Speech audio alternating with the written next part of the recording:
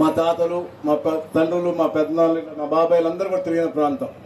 ఇక్కడ మా పెద్దనాన్న అనగానే భగవంతుల గారు లేని సేవలు చేశారు. మరి అలాంటి ప్రాంతంలోనే నిజంగా నాకు సేవ చేయడం రావటం నిజంగా చాలా అదృష్టంగా భావిస్తా ఉన్నాను. ఎందుకంటే వ్యక్తిగత జీవితం కంటే కూడా ప్రజా జీవితం మేలైనటువంటి ఉత్తమమైనటువంటిది.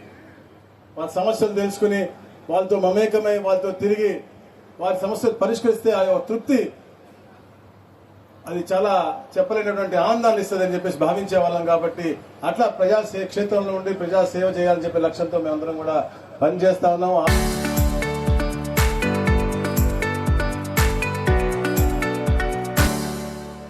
ఆ దిశగానే ఆ రోజుల్లో అనగానే భగవంతరావు గారి ప్రాంతంలో విద్యను పెంపొందించాలి. ఏదైతే వారు పడ్డ కష్టాలు, ఊరు నుంచి ఒక స్కూల్కి వెళ్ళాలన్నా పడ్డ కష్టాలు అవ్వచ్చు, లేకపోతే ఉన్నత చదువుకి వెళ్ళాలంటే నాగ్పూర్ దాకా పోవాల్సి వచ్చేది, అలాంటప్పుడు అవ్వచ్చు.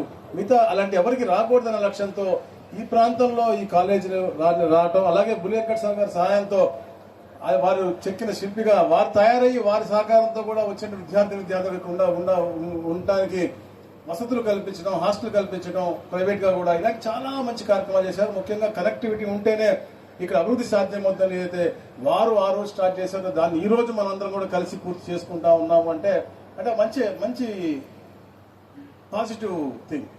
నేను ముఖ్యంగా చెప్పేది ఏంటంటే ఇప్పుడు ఎంతో మంది పుస్తకాలు చూస్తూ ఉంటాం. ఇప్పుడు పెద్దలు నాకు తెలిసి బుద్ధప్రసాద్ గారు అయితే ఒక 1000 పుస్తకాలు ఈ పాటికి ఓపెన్ చేసి ఉంటారు. ఈ పిల్లలందరూ కూడా మీరు చూడాలి, తప్పకుండా ప్రతి ఒక్క బుక్ కూడా తెచ్చామా, చూసామా, వెళ్ళామా కాదు. ప్రతి ఒక్క బుక్లో కూడా చాలా ఆనిముత్యాలైనటువంటి విషయాలు ఉంటాయి.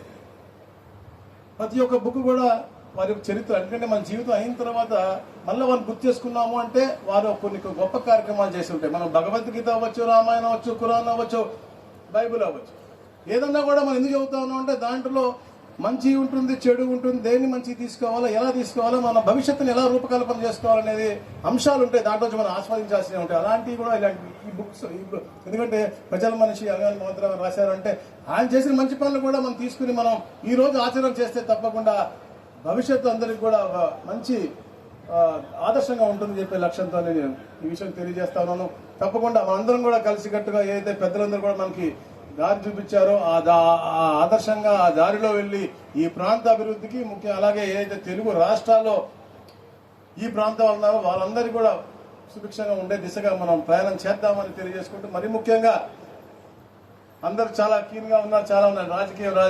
రాజకీయంలో మనం ఎంతో నీతి, నిజాయితీ, అలాగే ఎంతో అద్భుతంగా జీవించిన వాళ్ళు వీళ్ళందరూ కూడా ఈ రోజు అంటారా ఇప్పుడు డిజిటల్ వచ్చేసినాయి, అది వచ్చినాయి, డబ్బుతో కూడినటువంటి రాజకీయం అయింది, ఒకరి మీద ఒకరు అనుకోవడం జరిగింది అని చెప్పారు. ఇప్పుడే కేసీన గోపాలరావు గారు చెప్పారు ఎంత ఉత్తమంగా రాజకీయం చేశారు, ఎంత నీతి నిజాయితీగా రాజకీయాలు చేసేవాళ్ళు, ఎంత ఆదర్శంగా రాజకీయాలు చేసేవారు. అలాంటి రాజకీయానికి కేంద్రంగా రేపల్లో ఎప్పుడు ఉండాలి. మనం కూడా నీతి నిజాయితీతో అద్భుతంగా రాజకీయం చేద్దామని చెప్పేసి కూడా తెలియజేసుకుని, మనిషి జీవించినప్పుడు చనిపోయిన తర్వాత 40 సంవత్సరాల తర్వాత కూడా మనం చెప్పుకుంటా ఉన్నామంటే గొప్ప వ్యక్తుల గురించి, అలా ప్రతి ఒక్క మనిషి గురించి చెప్పుకోవాల్సిన బాధ్యత ఉంది. మనందరం కూడా జీవించినప్పుడే ఇవన్నీ కూడా ఇవాళ తయారై వచ్చాం. ఇస్త్రీ చొక్కా వేసుకున్నాం, ఇస్త్రీ ప్యాంట్ వేసుకున్నాం, మంచి ఇంపోర్టెడ్ సెంట్ కొట్టుకున్నాం, బాడీ వాష్లు, ఫేస్ వాష్లు అన్ని వాడాం. కానీ చనిపోయినప్పుడు మాత్రం అదే వైట్ క్లాత్, అదే మామూలు నీళ్ళతో స్నానం చేసి అట్లే పంపిస్తారు తప్ప ఏది కూడా పైకి తీసుకెళ్తాం కూడా మనకు పైన ఏసీ రూమ్ ఏమి ఇవ్వరు.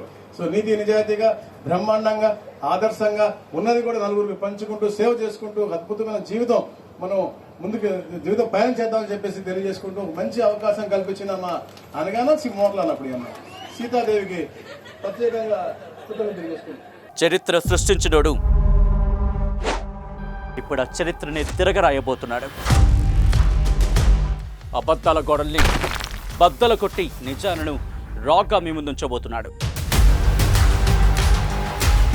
నిజమైన వార్తల కోసం వెంటనే డౌన్లోడ్ చేసుకోండి రా యాప్ని.